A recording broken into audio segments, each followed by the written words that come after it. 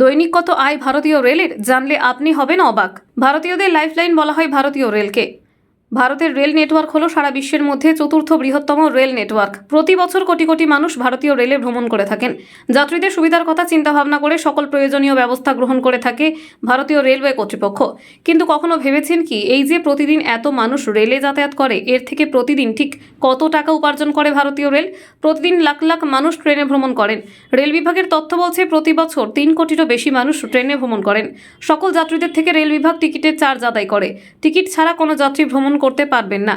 এটা রেলওয়ের একটি কঠোর নিয়ম অমান্য করলে মিলতে পারে কারাদণ্ড। জাস্টিনের টিকিট থেকে রেল বিভাগের প্রতিদিন আয় হয় 600 কোটি টাকা।